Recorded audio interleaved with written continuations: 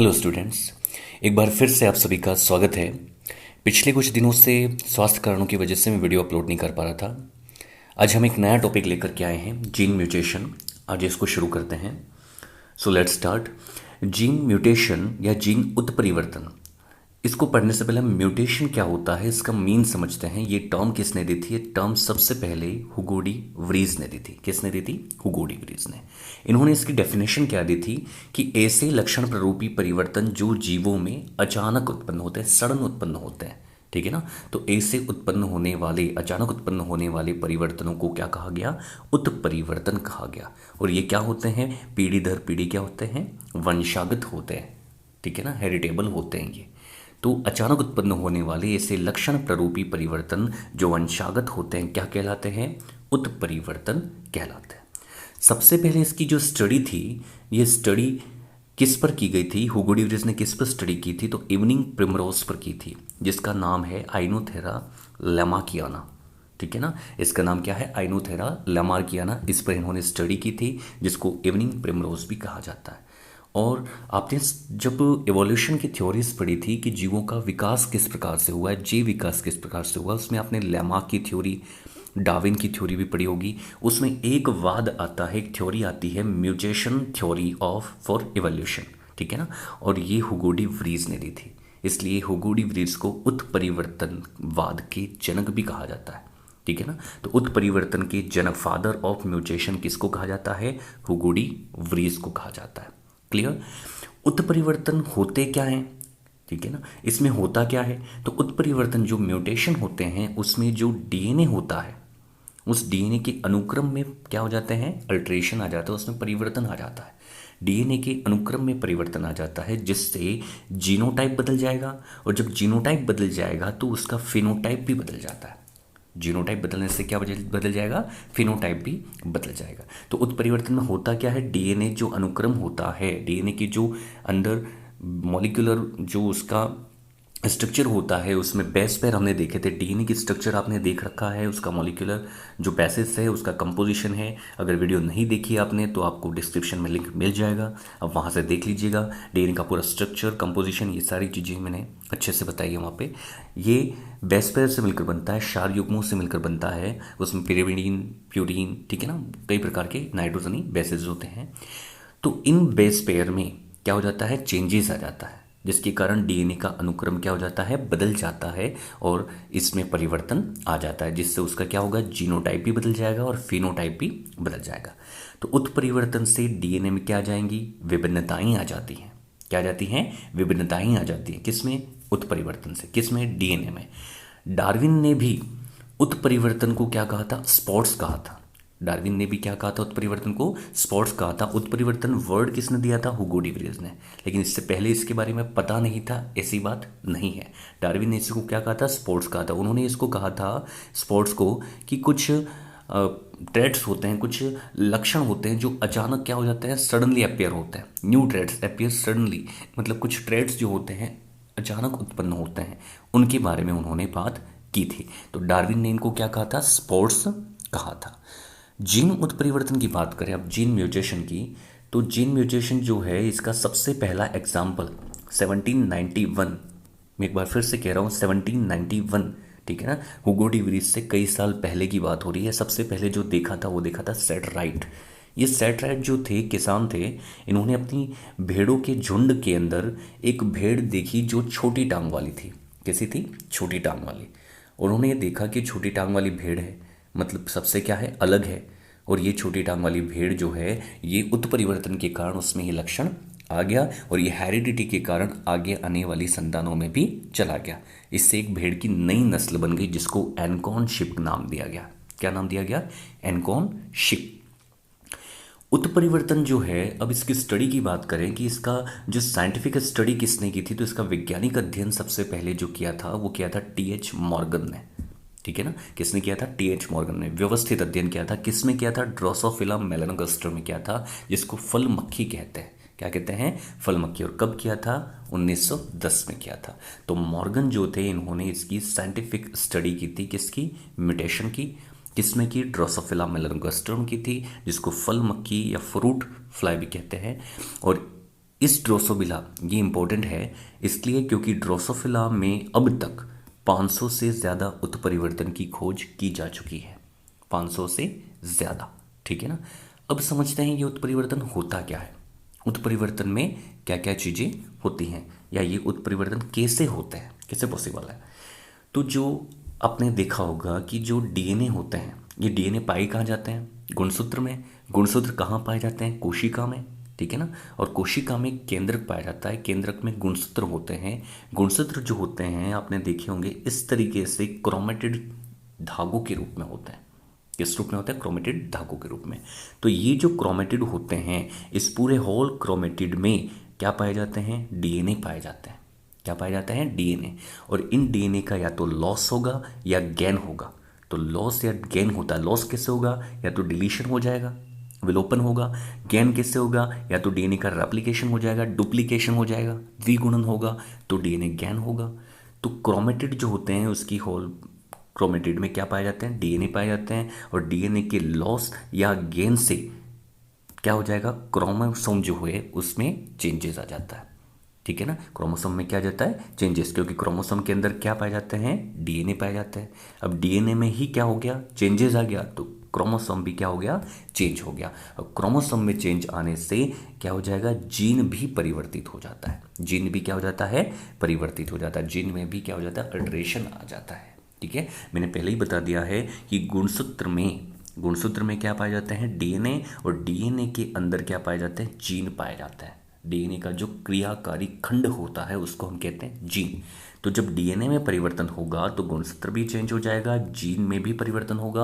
और इससे क्या उत्पन्न होती हैं, एबनॉर्मलिटीज उत्पन्न होती है, असमानताएं उत्पन्न होती हैं। मतलब जो नई पीढ़ी है वो अपनी पुरानी पीढ़ी से बिल्कुल क्या हो जाती है, थोड़ी सी अलग लक्षण उसमें उत्पन्न हो जाते हैं।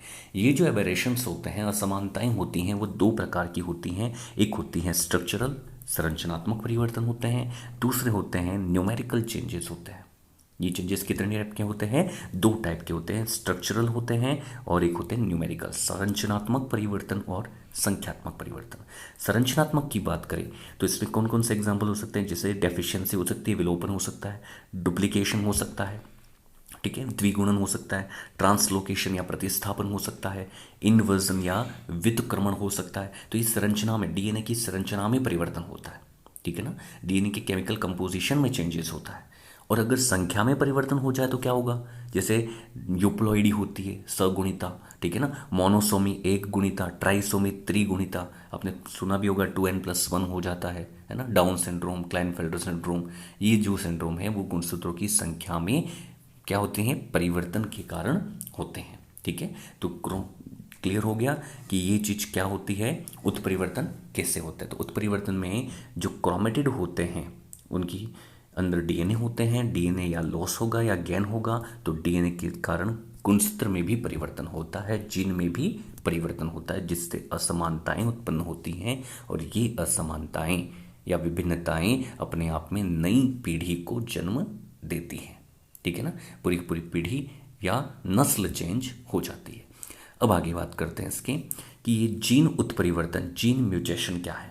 जीन उत्परिवर्तन को बिंदु उत्परिवर्तन या पॉइंट म्यूटेशन भी कहा जाता है। इसकी परिभाषा क्या है, आणविक स्तर पर जीन की रासायनिक संरचना में परिवर्तन हो जाए। किस में परिवर्तन हो जाए, आणविक स्तर पर जीन की रासायनिक संरचना में, केमिकल स्ट्रक्चर में चेंजेस आ जाए तो उसको कहते हैं जीन म्यूटेशन। और इसमें क्या होगा कि रासायनिक संरचना बदलेगी, मतलब डीएनए का रासायनिक संगठन बदलेगा। और डीएनए के रासायनिक संगठन में क्या होता है, बेस पेयर होते हैं। तो इनमें सिंगल बेस पेयर क्या हो जाता है, चेंज हो जाता है। सिंगल बेस पेयर क्या हो जाता है, चेंज हो जाता है। क्षार युग्म में परिवर्तन होता है। और ये परिवर्तन बेस पेयर में होते हैं, नाइट्रोजन क्षार युग्म में होते हैं, तो उसमें या तो विलोपन होगा या उसमें प्रतिस्थापन होगा या उसमें द्विगुणन होगा। इनके कारण ये चेंजेस होते हैं, ठीक है। तो नाइट्रोजनी क्षार में परिवर्तन क्यों होते हैं, विलोपन के कारण, प्रतिस्थापन के कारण या द्विगुणन के कारण इनमें चेंजेस होंगे, जिससे डीएनए में भी परिवर्तन होगा और जीन का जो रासायनिक संरचना है उसमें भी परिवर्तन होगा। इसलिए इसको क्या कहेंगे, जीन उत्परिवर्तन। क्या कहेंगे, जीन परिवर्तन, क्योंकि जीन पूरा के पूरा क्या हो गया, चेंज हो गया। जीन में क्या हो गया, सडन परिवर्तन हो गए, इसलिए इनको क्या कहा है, जीन परिवर्तन। ये जो उत्परिवर्तन होते हैं ये कॉमनली आमतौर पर ये अप्रभावी होते हैं। कैसे होते हैं? अप्रभावी, क्योंकि सामान्यतः इनसे जो जीन बनते हैं वो कैसे बनते हैं? रिसेसिव जीन बनते हैं, अप्रभावी जीन बनते हैं। और इसलिए अप्रभावी होते हैं तो इनका प्रदर्शन तुरंत नहीं होता है, हाथों हाथ नहीं होता है। ठीक है ना? कब होता है? समयुग्मजीय अवस्था में ये दिखते हैं, ये परिवर्तन कब दिखते हैं? होमोजाइगस कंडीशन में दिखते हैं, होमोजाइगस फेज में दिखते हैं। तो उत्परिवर्तन कैसे होते हैं? रिसेसिव होते हैं। कैसे होते हैं? रिसेसिव।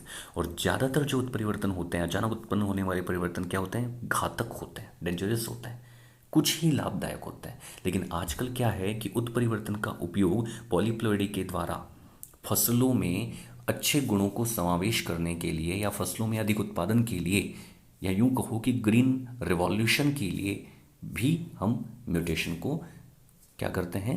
उपयोग में लेते हैं। तो इस तरीके से फ़ायदेमंद भी हो गया।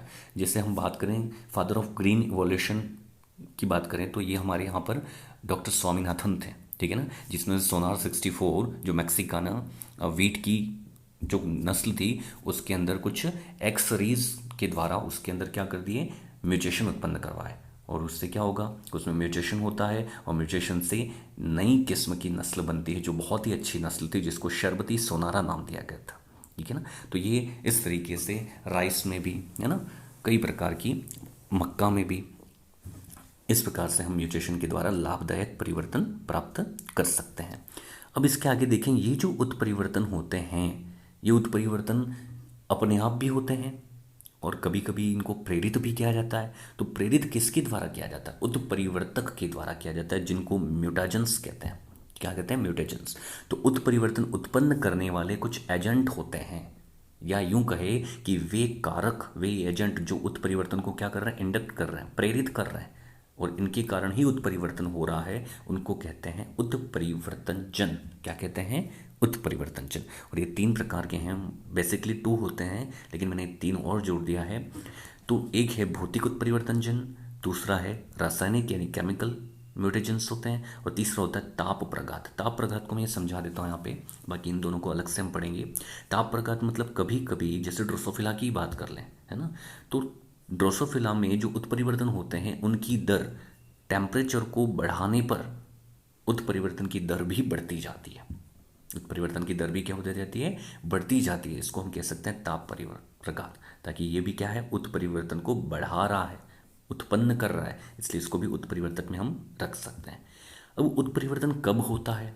तो उत्परिवर्तन की प्रक्रिया हमारी लाइफ की किसी भी फेज में हो सकती है। ये युग्मकों में भी हो सकती है, युग्मकों के यानी जो गैमेट बनते हैं उनके निर्माण की प्रक्रिया में भी हो सकती है ना। तो युग्मनज जो जाइगोट बनता है तब भी उत्परिवर्तन हो सकता है। लाइफ की किसी भी फेज में उत्परिवर्तन की प्रक्रिया हो सकती है। क्लियर? अब आगे बात करते हैं ये उत्परिवर्तन कितने प्रकार के होते हैं, टाइप्स ऑफ म्यूटेशंस। तो दो प्रकार के मेनली उत्परिवर्तन होते हैं, एक होते हैं स्वतः उत्परिवर्तन, दूसरे होते हैं प्रेरित उत्परिवर्तन। स्वतः मतलब स्पॉन्टेनियस होते हैं, यानी अचानक उत्पन्न होते हैं, अपने आप होते हैं, तो वो कहलाते हैं स्वतः, स्पॉन्टेनियस, यानी बिना किसी विशिष्ट कारण के अपने आप उत्पन्न हो जाए ऐसे उत्परिवर्तन क्या कहलाते हैं? स्वतः उत्परिवर्तन कहलाते हैं। ठीक है ना? और ऐसे उत्परिवर्तन जो प्रेरित होते हैं, प्रेरित मतलब किसके द्वारा प्रेरित होंगे? उत्परिवर्तकों के द्वारा, म्यूटेजेंस के द्वारा क्या होते हैं? प्रेरित होते हैं, तो वो कहलाते हैं प्रेरित उत्परिवर्तन। दो प्रकार के हो गए, स्वतः यानी बिना किसी विशिष्ट कारण के जो अपने आप ही, ठीक है ना, ऑटोमेटिकली उत्पन्न हो जाए, बिना किसी विशिष्ट कारण के अपने आप उत्पन्न हो जाए ऐसे उत्परिवर्तन क्या कहलाते हैं? स्वतः उत्परिवर्तन। और जिनको इंडक्ट किया जाए किसी उत्परिवर्तकों के द्वारा, म्यूटेजेंस के द्वारा, उनको कहते हैं प्रेरित उत्परिवर्तन। अब बात करते हैं प्रेरित उत्परिवर्तन की। तो प्रेरित उत्परिवर्तन म्यूटेजेंस के द्वारा होते हैं। ये म्यूटेजेंस हमने देखे अभी कौन कौन से हैं, तो इनकी बात करते हैं कि प्रेरित उत्परिवर्तन किसके द्वारा होते हैं? म्यूटेजेंस के द्वारा उत्पन्न होते हैं, उत्परिवर्तकों के द्वारा उत्पन्न होते हैं। अब ये म्यूटेजेंस कौन कौन से हैं, कितने प्रकार के हैं? तो मैंने तीन बताए थे, उसमें से दो के बारे में यहाँ पर बता रहा हूँ। फिजिकल म्यूटेजेंस होते हैं जिनको भौतिक उत्परिवर्तक कहते हैं, दूसरे होते हैं केमिकल म्यूटेजेंस जिनको रासायनिक उत्परिवर्तक कहते हैं। फिजिकल जो होते हैं उसमें रेडिएशंस आती हैं, रेडिएशंस मतलब विकिरणें आती हैं, ठीक है ना, जिनके द्वारा क्या होता है, उत्परिवर्तन उत्पन्न किए जाते हैं। तो ये रेडिएशंस जो होती हैं 2 टाइप्स की होती हैं, आयनीकारी भी होती हैं और अनआयनीकारी भी होती हैं, यानी आयोनाइजिंग रेडिएशन भी होती हैं और नॉन आयोनाइजिंग रेडिएशन भी होती हैं। यानी आयनीकारी और अनआयनीकारी दोनों प्रकार की रेडिएशंस के द्वारा उत्पन्न होने वाले उत्परिवर्तन हैं ये, जो भौतिक कहलाते हैं। अब आयनीकारी हैं, तो आयनीकारी में क्या होता है, आयनीकारी विकिरणों में उच्च भेदन क्षमता होती है, डीप पेनेट्रेशन पावर होता है इनमें, भेदने की क्षमता, बॉडी के आर पार जा सकती हैं, बॉडी के अंदर टिश्यूज को भेद सकती हैं, इसलिए इनमें भेदन क्षमता क्या होती है, ज़्यादा होती है। वो ज़्यादा होती है, ये कौन कौन सी होती हैं, अल्फा किरणें हो सकती हैं, बीटा किरणें हैं, गामा हैं, एक्स रेज हैं, है ना। ये जो रेज हैं, ये विकिरणें जो हैं वो सारी की सारी कौन सी हैं, आयोनाइजिंग रेडिएशन है, आयनीकारी विकिरणें हैं, ठीक है। और जो एक्स रेज हैं इनका यूज़ कई बार किया जा चुका है, ठीक है ना, म्यूटेजेंस के रूप में। तो इसका सबसे पहले म्यूटेजन के यूज में किया था, मूलर ने किया था इसका उपयोग, ड्रोसोफिला पर किया था। किस पर किया था, ड्रोसोफिला पर। दूसरी है नॉन आयोनाइजिंग रेडिएशन। इसमें जो पेनेट्रेशन पावर होती है वो लो होती है, कम भेदन क्षमता होती है, ठीक है ना। जैसे कि यूवी रेज होती हैं, पराबैंगनी विकिरण जो सूर्य की किरणों में होती हैं, तो उनमें कम लो टाइप की क्या होती हैं, भेदन क्षमता होती है, पेनेट्रेशन पावर होता है। अब इसके आगे हम देखें कि जो केमिकल म्यूटेजेंस होते हैं वो कौन कौन से होते हैं। ये तो बात हो गई फिजिकल की, कि फिजिकल म्यूटेजेंस जो होते हैं वो रेडिएशन से होते हैं। रेडिएशन 2 टाइप की, ionising radiation, non ionising. Ionising में होती हैं आपकी हाई पेनेट्रेशन होता है, डीप पेनेट्रेशन होता है, इसमें लो पेनेट्रेशन होता है। इसका एग्जांपल है यूवी रेज, और इसके एग्जांपल में आती हैं अल्फा, बीटा, गामा और एक्स रेज आती हैं। केमिकल म्यूटेजेंस जो होते हैं वो केमिकल्स के द्वारा होते हैं। ये परिवर्तन, ये अचानक उत्पन्न होने वाले परिवर्तन जो केमिकल्स के द्वारा इंडक्ट किया जाता है, ठीक है ना, वो केमिकल म्यूटेजेंस कहलाएंगे। जैसे फॉर्मेल्डिहाइड है, फिनोल है, 5 ब्रोमो यूरेसिल है, 5 आयोडो यूरेसिल है, 5 क्लोरो यूरेसिल है, नाइट्रस एसिड है, मस्टर्ड गैस है, ठीक है ना। इसके अलावा एमएमएस, मस्टर्ड गैस के अलावा एमएमएस है, ठीक है ना, जिसको मिथाइल मिथेन सल्फोनेट कहा जाता है। ईएमएस है, एथिल मिथेन सल्फोनेट, और एक है एमएच, मैलिक हाइड्रोजाइड, मैलिक हाइड्रोजाइड। तो ये हमने आज देखा कि जीन म्यूटेशन क्या है, जीन म्यूटेशन कितने प्रकार के हैं, ठीक है ना। और ये भी देखा कि म्यूटेशन को प्रेरित करने वाली जो म्यूटेजेंस होते हैं, उत्परिवर्तक होते हैं, वो भी कौन कौन से होते हैं, फिजिकल कौन कौन से होते हैं, केमिकल कौन कौन से होते हैं। तो इसके साथ में आगे हम नेक्स्ट वीडियो में देखेंगे। वीडियो अगर आपको पसंद आई है लाइक कीजिएगा, शेयर कीजिएगा, कमेंट कीजिएगा। आपका कुछ भी डाउट हो तो आप कमेंट सेक्शन में जा करके लिख सकते हैं, ठीक है। क्या वीडियो बनानी है, कौन कौन से टॉपिक्स पे आपको वीडियो चाहिए, ये भी आप मुझे कमेंट सेक्शन में जा करके लिख सकते हैं। अगर आपने चैनल को सब्सक्राइब नहीं किया है तो सब्सक्राइब कीजिएगा। Thank you. जय हिंद, जय भारत।